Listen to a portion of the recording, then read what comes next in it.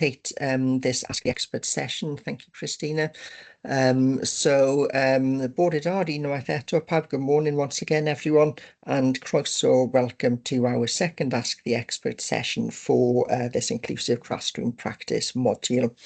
Now, as Laura mentioned in the introduction session this morning, thinking back to our first National Conference Day, we were joined by two expert practitioners, Lucy and Kate, who talked to us about their experiences of inclusion from a range of different settings and potentially thinking about a focus on a very strategic role in both cases.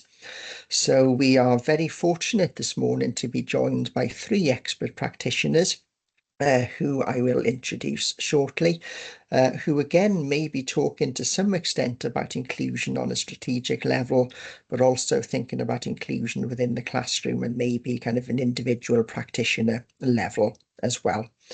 Now, in terms of the discussion this morning, we're going to work through a number of different questions, and these questions are similar to the ones that our first two practitioners discussed on the first national conference. And hopefully you'll be able to see as we go through these questions the reasons why we've kind of asked for answers to these discussion points is because they mirror to some extent what you will be talking about in your particular assignments, which again Laura touched on in the introduction session this morning. So as we go through the session, would note that the chat function will be available. So if anyone has any comments or questions, please feel free to post those into the chat and we'll come to those towards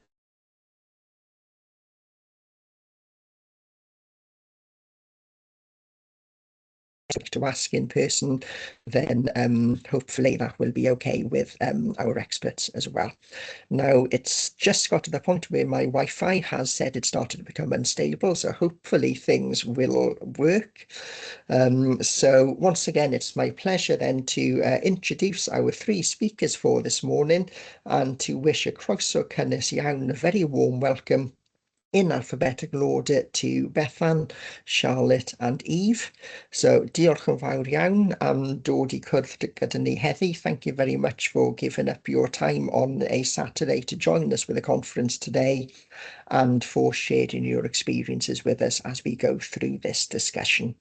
So I'm going to start opening up the questions shortly, and I'm going to ask these questions in kind of alphabetical first name order and rotate these as we go through. So starting off with Bethan. Bethan, would you mind please giving us a brief overview of your setting and what your role within that setting is? Good morning. Yeah, so I am the Corporate Manager for Additional Learning Needs, Inclusion and Wellbeing for Ceredigion Education Service. So I lead the team of educational psychologists, the advisory teachers, the sensory team, and I'm also responsible for children looked after, attendance, rural deprivation and wellbeing in schools. I've been in this post for a year and a half now, and prior to that I was Deputy Head Teacher and Head of ALN in a 3 to 19 school in Ceredigion. Diolch yn fawr. Thank you, Bethan. Sounds like a very wide remit you are responsible for. Same question then to Charlotte. Can you please give an overview of your setting and your role within that setting? Yeah, morning all. I'm Charlotte Dando. I'm Senior Head of Learner Journey and Inclusive Learning at Cardiff and Vale College. Like Bethan, I've got quite a broad remit that comes under that. So I'm the college's statutory elenco, so I oversee all of our provision for additional learning support. I'm also Deputy DSP, so I oversee our safeguarding, wellbeing, skills, learner voice and student union provision also. So it's quite broad. Oh, and EDI, just to throw that in the mix as well. So it's quite a broad remit, but anything that isn't classroom-based delivery curriculum is sort of my focus. Thank you very much, Charlotte. And finally then, same question to Eve. Can you give an overview of your setting and your role, please? Hello, I'm Eve Devlin. I work in Heronsbridge Special School, which is a large special school in Bridgend. Learners from 3 to 19 and a range of additional learning needs, from profound or multiple learning difficulties to complex ASD and learners with severe learning difficulties. I am the middle manager within the Leavers department, and my specialism is learners with profound or multiple learning difficulties and complex medical needs.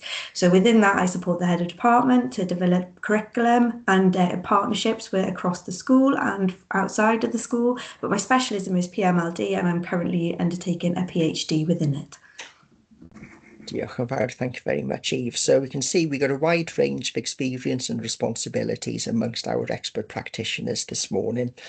So moving on to the second question, I'm going to come to Charlotte first this time. Can you please tell us, what does inclusive practice mean to you? Yeah.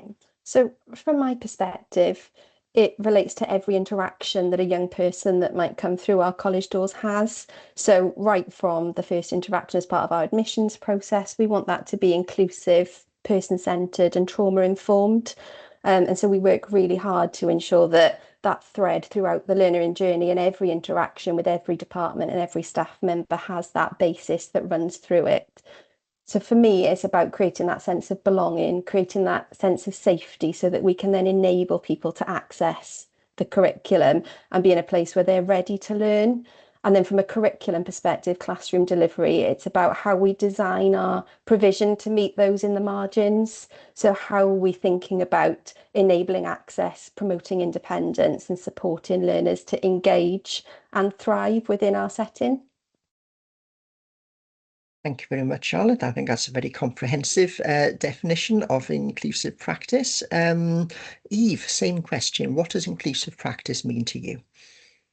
So inclusive practice means to me not to just include the learner, not to just make them feel welcome, not to provide some slight differentiation to make them accessible in that room. It's actually to create, as Charlotte said, that sense of belonging, and to make sure that they belong within the place, they feel nurtured, they feel safe, they feel respected.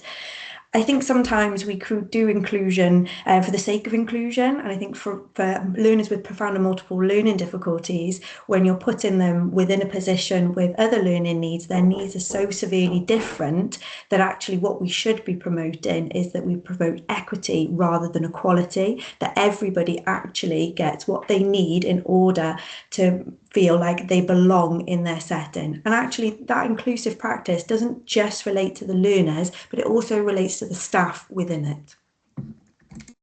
Thank you very much, Eve. And I think that's a really important point in terms of all members of that community feeling that sense of belonging. And finally, Bethan, same question to you. What does inclusive practice mean to you? Well, very similar to Charlotte and Eve, I wrote in capital letters in my notes belonging, and I think that is the key, is that everybody feels that they have a place, that everybody feels valued, supported, and able to achieve their potential, and that everybody plays a part in that. From our perspective in Ceredigion, that all members of staff take responsibility for adapting the teaching and the environment to remove the barriers, and as Eve said, that it's not a tokenistic thing, that we do it with purpose, and that we put thought into everything that we do. Thank you very much, Beth. And I think very interesting listening to the three of you when those of you that have had a chance to look at some of the information on PebblePad, for example, quite a number of definitions of inclusion very much focus on place and specific place, for example. But I think it's really important that what the three of you have shared this morning are some key words, really: equity, belonging, safety, achieving, thriving. And maybe those are really good indicators of inclusion in practice. So as we move on to the third question, then one of the things that participants on the course are thinking about is in terms of interventions and strategies that they use within the classroom or within their context. So the third question, I'm going to come to you first for this one, Eve, is can you please share an example of an intervention or strategy that you have used to support inclusion and that the strategy that you used was successful? I think when I think of inclusive practice in terms of learners with profound and multiple learning difficulties, I always try and go for purposeful ones, not they're just there for other learners as well, to see them and be around them. So something that we implemented a few years back in Heronsbridge was that our PMLD learner cohort, when they were in Key Stage 4, because at that time I was the middle manager there, actually went on community trips with another class. So we allowed time for purposeful interaction. So over time, our children were put in a position where those interactions weren't forced, where activities weren't put in place just for them to interact for one-off events. Actually, things were allowed to develop naturally over time. And actually, that was very successful, because 2 years later, I'm in the Leavers department and I have the same cohort of children. And as those children have actually come back through Key Stage 4, they come and see my children and they come and they interact with them. And I think that is so much more purposeful and powerful than just putting in a little activity. They see each other once a week and it's kind of just done, isn't it? We need purposeful interaction where the children actually feel like they belong within that group of children, because my learners with profound and multiple learning difficulties will often rely on other people to begin that interaction and to continue that interaction. So if we're allowing time to allow those children to interact and be included together, then actually we're going to create something more powerful, which is creating that sense of belonging. And I think within schools, we rush to do everything because everything is 100 miles an hour. But if we actually slow down and allow ourselves that time, we're actually creating better mental health and well-being as well within our schools. So inclusion has the power to promote positive mental health as well.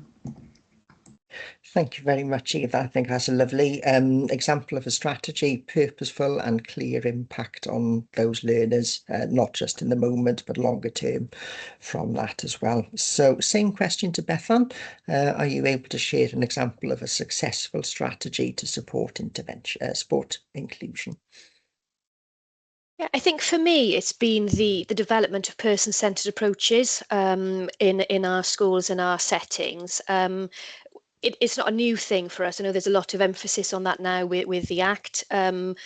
We've been doing person-centered reviews and meetings for the last 15 years, and we've really seen a difference in the contribution of our learners more than anybody. When I first started my role as an ALNC or a SENCO as it was then, the learner didn't actually play any part in the reviews or the discussions about their provision, whereas now they're a central part of those discussions, as are their parents. And I think from a personal perspective, we had a lot of parents that were really difficult to engage with, because they had really negative experiences of school themselves, because they had learning difficulties and had found school really challenging. So bringing them into those discussions has been really, really powerful. And we've had such great feedback from parents who feel part of the process rather than having everything done to them, and sort of sitting back in those meetings and letting the experts take the lead, whereas really the experts in this are the learners and their parents.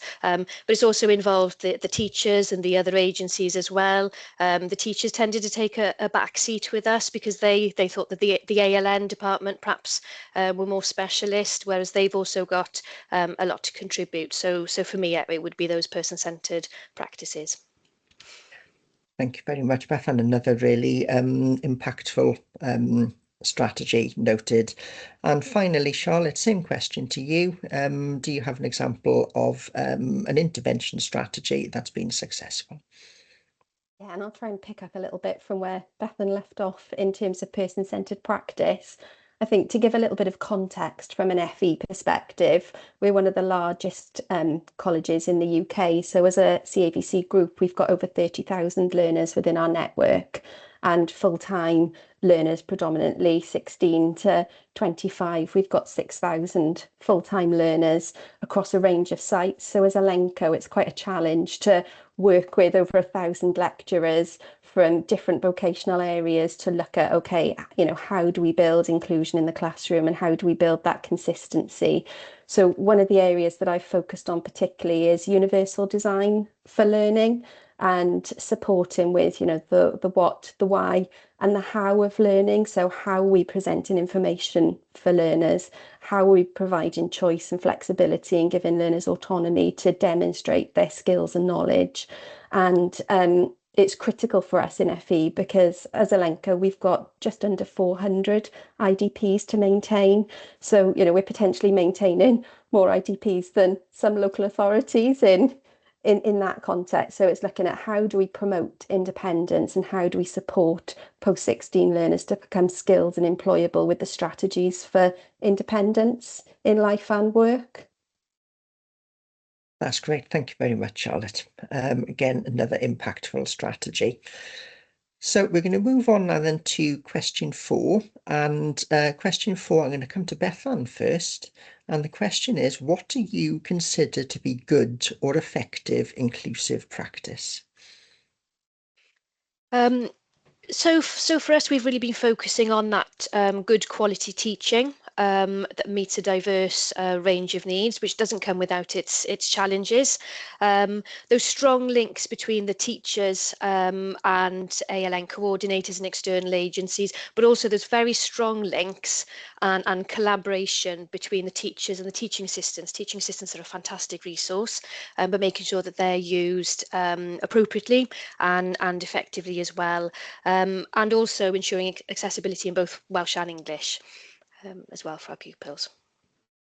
Yeah, thank you very much, Bethan. Same question, Charlotte. What does good or effective inclusive practice look like to you?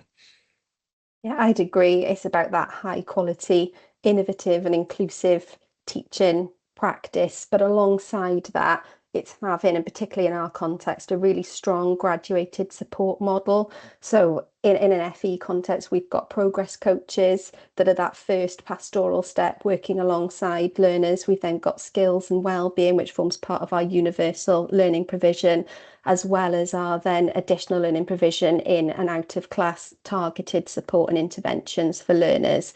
But it's something that I've really reflected on, and I keep coming back to that sense of belonging. And yes, we've got all of that support, but actually, how do we support people to feel that they belong? You know, they might spend quite a lot of time in school. It's quite a big transition then to post-16, and we might only have them for a short period of time. If they're doing A levels, it could be a 2-year program before they go on to university.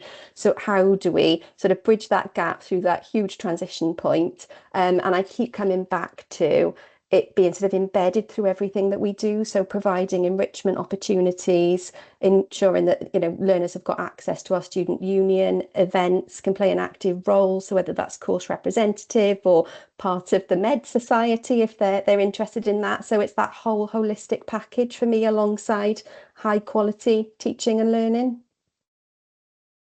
Brilliant. Thank you very much, Charlotte. And finally, Eve, same question to you. What does good or effective inclusive practice mean to you?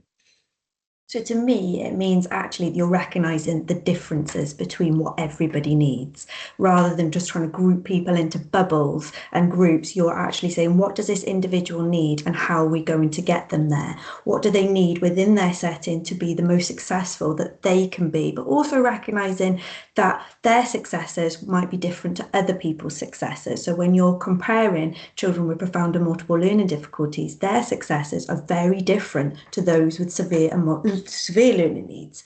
So when you're recognising their differences, you're actually putting in proper strategies that are more personalised for that individual. And I think that's really hard to actually do within schools, because within schools we're conflicted by a budget.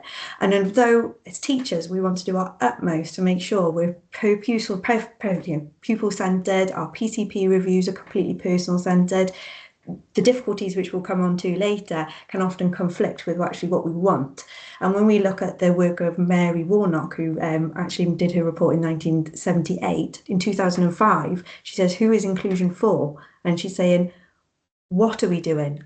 Is this right for this individual? What is this inclusive practice? Is it beneficial for all? So when we're talking about learning with full and multiple learning difficulties, Mary Warnock actually says, is it right to put a pupil with profound and multiple learning difficulties in a setting where it's only going to benefit the other people around them and not them? So we need to actually think inclusive practice. Who is this beneficial for, and how is this going to be beneficial? Thank you very much, Eve. So some excellent points 3 of you have raised this morning. So we've thought a little bit then about what inclusion might mean to you, what effective or good inclusion, what might look like to you. The next question then is going to think a little bit about the benefits of inclusion, and I'm going to start with Charlotte this time. So Charlotte, what are the benefits do you feel of inclusive practice, and are you able to share with us any examples of this from your own setting or your own experience? Yeah, and I think it sort of follows on from what Eve was just saying around that holistic and person-centered approach and doing the right thing for each individual. And so the example that I've got is it's a bit of a case study of a learner that was with us for a number of years. He started with us on our junior apprenticeship programme. It's a programme for learners that are aged 14 to 16 that have struggled within mainstream school settings. That sort of route hasn't been quite right, but the vocational opportunities and options that a college can provide alongside those core subjects was something that was offered to him to try. He came very disengaged and disillusioned, but over the 2 years we worked with him on the junior apprenticeships, he started to build his confidence and see some success in sort of key vocational areas. He then went on to do BTEC qualifications. So he went on to do his level 3 BTEC. He actually got his results on national news last August. So it did make the national news because he was so happy and excited about it. And he's gone on to university. And I think that's it. When you get it right for someone, it's about their journey, it's about their progress and their successes. And there isn't going to be one pathway that suits every learner. And I think that's really important when we're supporting learners to make choices, particularly in relation to post-16, that we consider actually how do they learn, what are their aspirations, and what journey can they take to get there. Thank you very much, Charlotte. So a really informative example there, thinking about learner life chances and opportunities and the impact education can have in terms of those. Same question to Eve next. What do you see as the benefits of inclusive practice, and do you have any examples of this that you are happy to share? So I'm actually going to discuss my school. So Heronsbridge is a very large school. There's over 200 staff. So obviously that's a lot of staff and a lot of pupils, because you've got about 270 pupils as well. So you're talking almost 500 people that you've got to create inclusion and equity for. But I think my school create this so well. And the benefits of that and how that's seen is that sense of family. We talk as ourselves as herons, and we're all a heron, so the children and the staff. And there's a massive input into CPD and that development into professional learning, which develops us then to be experts in our field, to then develop the staff within our class, and then lead into making sure that right knowledge is within the classroom to create that equity and that inclusive practice within our classrooms directly to our learners.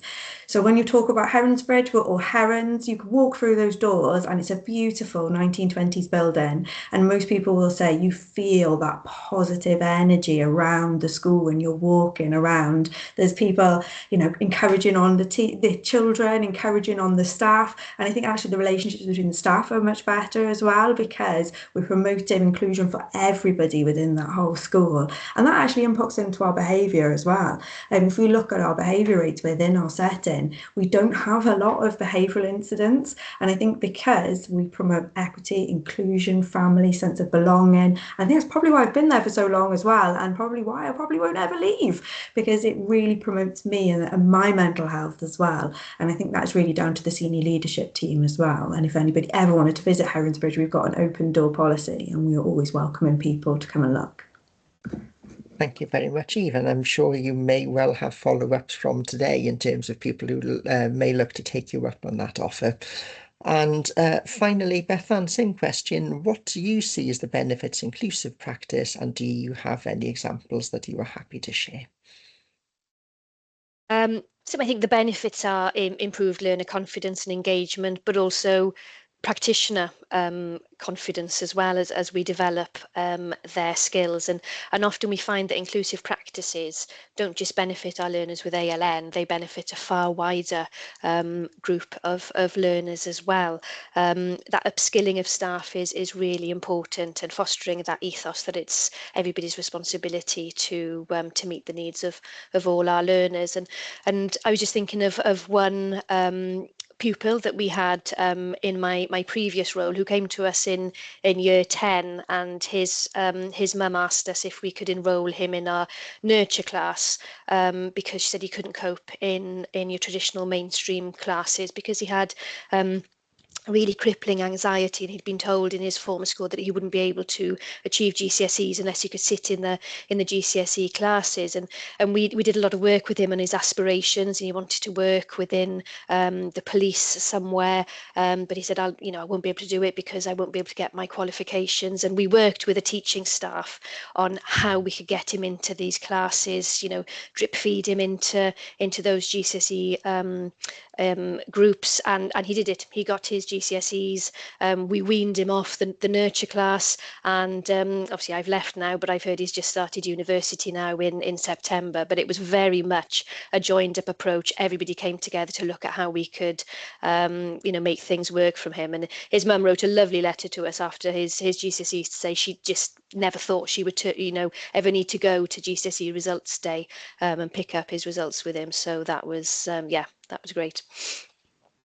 Thank you very much, Bethan. So the three of you, I think, have shared some very powerful, informative examples of the importance and power of inclusion this morning, thinking about the impact of inclusion on every member of your kind of settings and society. You've mentioned confidence, engagement, outcomes. You've thought about staff, you've thought about families, you've thought about individual learners, for example. So moving on to the next question, is going to take a slight tangent potentially, but I think in terms of education, very often we try strategies, we try things, and they don't always work for all sorts of different reasons. So the next question, I'm going to come to Eve first with this one, is do you have any examples of an intervention or strategy that you might have used to support inclusion which maybe wasn't as successful as you hoped, and why might that have been the case? So I'm going to talk about something very seasonal that we're all going into, the Christmas concert. So at the first of my PMLD journey, I believed that we must be there all the time to be inclusive and to be there. Actually, that actually wasn't beneficial for my learners because we were all in the hall, all together, and they're practicing lines and directions and parts. And actually, that wasn't beneficial for my learners because they couldn't have that input. What they could input in was the lights and the dance and the movement, and that wasn't happening then. It was more about the script and where the individual learners would be and sitting there and waiting and watching. That wasn't beneficial for my learners at all. So actually that wasn't inclusive practice because for them that wasn't beneficial. So I think I so quickly realised I was very wrong in what I was doing, and I discussed with the person who was leading the play for Key Stage 4 at the time, and we came to an agreement whereby my children would come and be things that were beneficial for them. So when we were doing things like the lights were going off and the music, and we were practicing the dance routines, all those things that were sensory and more beneficial for learners who were profound in their learning needs, and their learning needs were far more complex, but also didn't conflict with things they really needed, like personal care and things like medication, feeding time. So we were doing things that were beneficial for those individuals at those specific times. And some of my learners went for certain bits and went for more or less. So we were being far more pupil-centred in what they needed as well. So I think this time around we're doing a Christmas carol. We already know what's going to be beneficial for my learners and what's going to be beneficial for them to partake in. So it's about making sure that within that whole, whoever's been included in the Christmas concert is partaking in what is beneficial for them rather than being there for the sake of inclusion. Thank you very much, Eve. So as you say, a very seasonal intervention, really informative in terms of what you did, unpicking maybe why it didn't quite work, and also thinking about how you've adapted and changed those practices moving forward. So I'm going to come to Bethan next. Bethan, it was quite a long-winded question, so I'll just say it out to you again. So Bethan, do you have any examples of an intervention or strategy that you have used to support inclusion which may not have been as successful as you hoped? Yeah, I was under quite a lot of pressure when I was ALNCO to ensure that there were TAs in classes, that there was increased TA support, which I did give into. I did find that when I did a piece of work and looked at TA deployment, and you only had to spend 5 minutes with me to know I am obsessed with effective TA deployment. I could talk about it for hours. But our teachers' use of TAs certainly wasn't effective, and our most vulnerable pupils were being placed more and more with our lesser qualified staff. When I say lesser qualified staff, I do not mean that in any disrespectful way. I think our teaching assistants are phenomenal when they are used correctly. But I was finding that more and more, and I see that in my current role when we have applications for requests for additional TA support, that it's when we look at the plan that the school has presented, it's for those pupils to go with the TA rather than be with the subject specialist, who also plays a really important role. So that was quite an eye-opener for me, how much we depended on the TAs to provide the majority of education for our pupils. Thank you very much, Beth. And another really interesting intervention and strategy, something that some of our participants had fed back on a little bit this morning in terms of their own practice and practices within their own setting as well. So thank you for sharing. And finally, for this question, I'm going to come to Charlotte. So any examples of interventions or strategies you have used which maybe weren't as successful as you were hoping? Yeah, and so I think I've talked a little bit about our context and the broad range of programmes that we offer as a further education provider.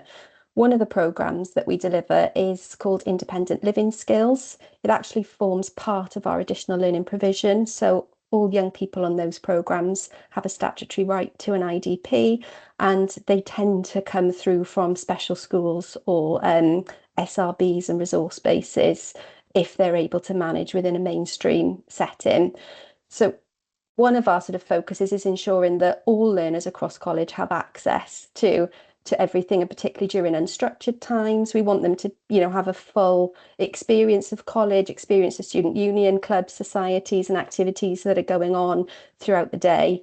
What I hadn't considered was, so we had a young person on our independent living skills course who needed some more targeted intervention around healthy relationships and just how to relate around peers, particularly peers of the opposite sex, where he was perhaps having more feelings and beginning to explore that part of who he was.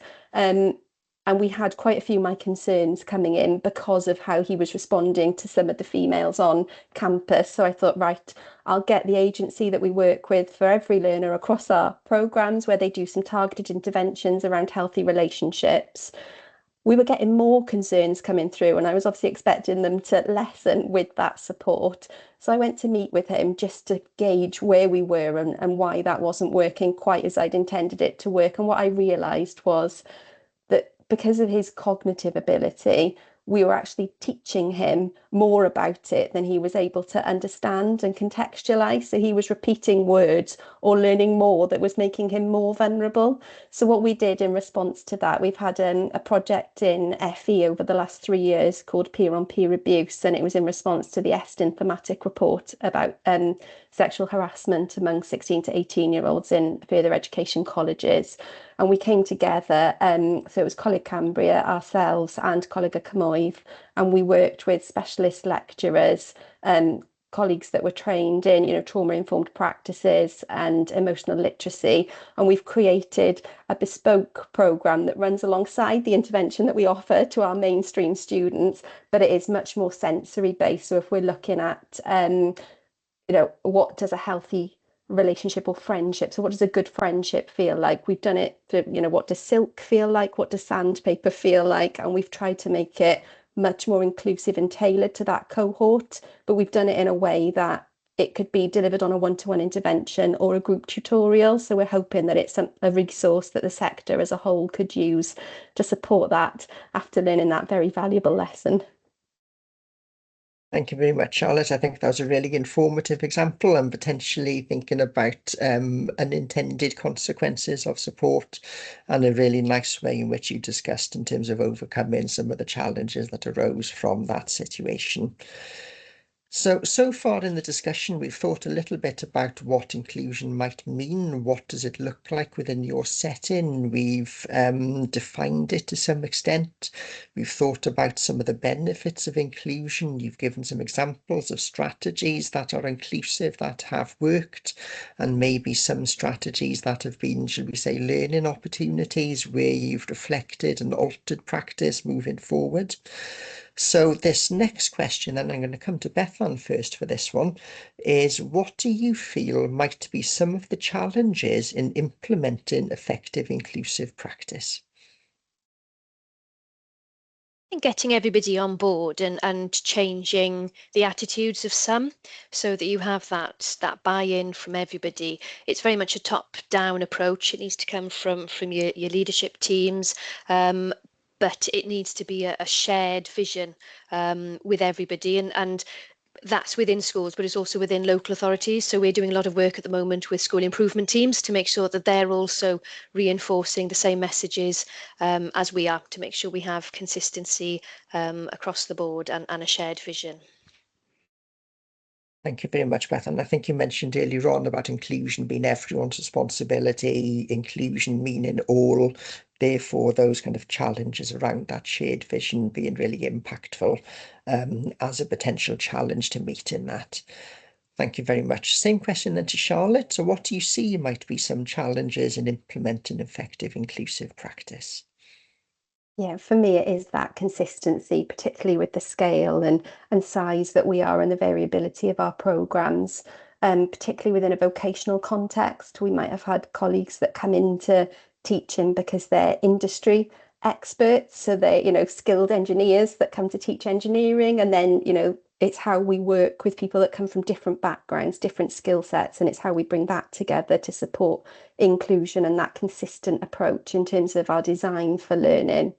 And then the other sort of strand to that is where there can be sort of rigid assessment methods or particular industry standards that can be barriers for learners, depending on what pathway they want to progress. So that's another challenge in terms of how do we support learners that are going to find certain assessment methods difficult, or where there might be industry specific requirements that they're not going to quite meet, and it's how we manage that in terms of supporting their choices and pathways. Thank you very much, Beth. And really interesting to hear that from kind of a more of an FE perspective in terms of staff backgrounds and also kind of industry requirements as well. And finally, same question to you, Eve. What do you see as being some of the challenges in implementing effective inclusive practice? I think government and funding actually create a massive barrier in terms of inclusion, because we're taught to develop this behaviourist approach to teaching, which develops measurable skills to create data, which keep Eston happy, which keep the government happy. However, our children, we're then told to work in a holistic, pupil-centred approach, and I don't think you can have both. I think there needs to be some kind of middle ground from government about how we can achieve those things. Actually, because our budgets are now constricted within schools and they're decreasing, what we can actually offer our children is reduced. So actually what we can offer in terms of inclusive practice is reduced. So we're expected to do more with less, and I think that's the same for FE colleges as well. We're going to have to do more with less. So what we can actually achieve for our children isn't what the government want us to do. It's very conflicting, and I think for teachers, we go into this wanting the best for our learners. We want them to be the best they can be. We want to promote equity so that they can have a great experience at school and leave us with as much experience and what they need. But actually the tools to do that is less. And I think that's really, really sad. But also what they want us to achieve in sort of national curriculum and accreditation, for some of our learners, they'll never be able to achieve those things because of their complex medical needs, because of their profound and multiple learning difficulties.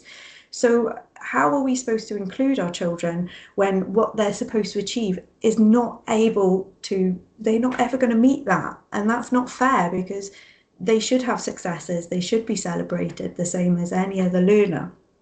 So actually I think the government and funding and all of those kind of barriers, but also people's perception of what inclusion means, to just include someone is not inclusion. So I think then when you're doing teacher training and those things need to actually be implemented far earlier on in teacher education, so then teachers and those developing teachers can actually get a sense of what real inclusion actually means, rather than just getting people under the same roof or a few interventions or a few differentiated strategies within the classroom. Thank you very much, Eve. And I think that's a really important point. If we want practitioners and settings to be inclusive, then that needs to be supported and funded to allow that to happen in practice as well. Okay, the next question, then I'm going to come to Charlotte first this time. This might be quite a difficult question in terms of thinking about all the different points that you between you have shared this morning. So as we kind of move our way through the discussions around inclusion, what would be your top 3 takeaway points that you would leave us with in relation to inclusive classroom practice or inclusive practice within a setting? So coming to Charlotte first. So my advice would be decide what you want to focus on. You can't do everything all at once. We're at risk if we try and do everything of not doing anything well. So choose one area of focus and choose an aspect of your practice that you want to develop, and then do it one thing at a time. So my advice would be to embed that. And then once that's embedded, pick the next thing. So if you're looking at aspects of universal design, do you consider, firstly, how do you present information? Do you present it in a range of formats? Then once you've embedded that, how do you build in choice and flexibility? Do you provide scaffolds and supports for your learners? And then you can sort of build it up. So don't feel that you've got to try and do everything all at once. Thank you very much, Charlotte. So I like that. So decide, embed, and think about those next steps in terms of what you do. Same question then to Eve. What would be your 3 key takeaway points for us today? So my 3 key points are: being made to feel like you belong is more important than simply just feeling like you've been included. So you've had an invite to the party just because you feel like you should, rather than because you actually want them to be there. Also, who does this activity, this implementation, whatever you're doing, who does it benefit? Does it benefit everybody within that room, within that building? Who does it not benefit, and why? And how can we make that so that they are having a beneficial experience? Nobody wants to be a passive participant within an inclusion or an inclusive practice. They want to be actually for them. And then belonging and bringing people together and making sure people belong takes time. You can't, as Charlotte said, just pop it in and run. You have to embed it. It has to take time. It takes a lot of reflection. It takes a lot, because it's like nurturing it. You're nurturing the person as much as you're nurturing inclusion. So you're going to be promoting positive mental health alongside that as well. So take the time. As schools, we have no time. We are rushed off our feet and we have to do 1,000 million things at once. Give things time. Take a step back. Reflect. Thank you very much, Eve. So again, the importance of belonging, who does benefit from different activities and strategies and ways of working, and not seeing this as a quick fix. This is something we need to nurture and grow over time. And finally then, Bethan, same question to you. What would be your 3 key takeaway points for us today? So as I said before, it's the importance of making sure that this is everybody's responsibility, that everybody plays a part. It isn't just your ALN teams, whether you're in a school or a setting or in the local authority, it's got to have buy-in from everybody. Don't be afraid to ask questions if you're in a school or a setting. Don't think, oh, I'm not the expert in this field, so I'll just stay quiet. Your questions are really important. That's what makes us think and explore different avenues. The importance of pupil voice and parent voice. Often they have great contributions and they have a lot of solutions sometimes for some sticky situations. So it's great to get their input there, and also monitor the use of your resources, whatever resources you've got. If they're not working, don't be afraid to say, so you can tweak it and improve on that. Thank you very much, Bethan. So involve everyone, ask questions and ask questions of others, and monitor effectiveness as you go along. Okay, so we have one final question before we wrap up the this part of the session this morning, And one of the things we are looking a little bit more at this afternoon is thinking about CPD and professional development, and as Eve just mentioned, professional reflection in terms of our practice as well. So during this module, we have considered things like the importance of CPD and professional development, and we will do so a little bit later on today as well. So I'm going to come to Eve first. Eve, do you have any examples of CPD or professional development opportunities that you might have engaged with that influenced your professional practice or relate to what you are doing now? So that's a really long-winded question. So to be honest, for me, it's been research. So I'm naturally a curious individual, and my school is so supportive, and they're really good at giving teacher autonomy as well. So I had this real itch and this urge to know more about people with profound and multiple learning difficulties, particularly in the area of mental health and how we can support them in their journey in school and after. So I got a grant to start researching, and that led to various other courses, which led to published research, which led to my PhD. However, within that, I actually learned way more about the people that I'm supposed to be supporting and how to support them better and how to support others in understanding their needs, which led to then training others. And because I'm so passionate about what I've done, it's actually promoted my positive mental health because I'm enjoying talking about them and I'm enjoying to sharing their stories and how I believe they should be supported. But that's actually backed up with facts and research and other people's opinions. So realistically, it's also helped my standing within the school. So when I go and see the senior leadership team, I'm like, well, I think we need to do this because I've researched it and this and that, and other people are saying it too. You can't say no, it's great. So that just leads to even more continuous professional learning opportunities. So realistically, I think it's having that teacher autonomy and that itch to kind of, oh, I want to make this better, and the support of the senior leadership team to be able to then lead your own professional learning. I think that is probably the better thing, because I think when you're going to courses and things are done to you and you're like, oh yeah, this is a nice course, but when you're finding out it for yourself, that just drives your passion even more and just makes things better for the people who you work with and the people you work for. Thank you, Eve, and I think that passion definitely comes through in your discussions this morning. So think about engaging with research, think about autonomy, thinking about taking ownership of and leading your own professional development moving forward. Okay, so same question to Bethan. So again, it was a long-winded question, so I'll repeat it. Could you please share any examples of CPD or professional development opportunities you've engaged with, how those might have influenced your professional practice or relate to what you do in your role now? I think for me, one of the most important things that we do is our ALNCO and our Specialist Resource Centre network sessions that we have. When I was an ALNCO, it was my go-to place to go. So I knew I was among like-minded people. We could share good practice. We could also share any issues that had cropped up, because we do get some weird and wonderful things every single day that we sort of scratch our heads with. So it was great to sort of thrash it out. In my new role, I still make sure that I attend all of those network meetings because I want to make sure that I know what's going on the shop floor, and our ALNCOs lead that. If they feel that more training is needed in a certain area, or if they feel that they can provide us with expertise in a certain area, then we make sure that we share that. So I'm continuing to learn from those sessions all the time. Thank you very much, Beth. And again, a really important area, networking, tapping into the experience and expertise of others. And last but by no means least, same question to you, Charlotte. Anything you can share in terms of CPD opportunities, how they might have informed your professional practice or relate to your current role?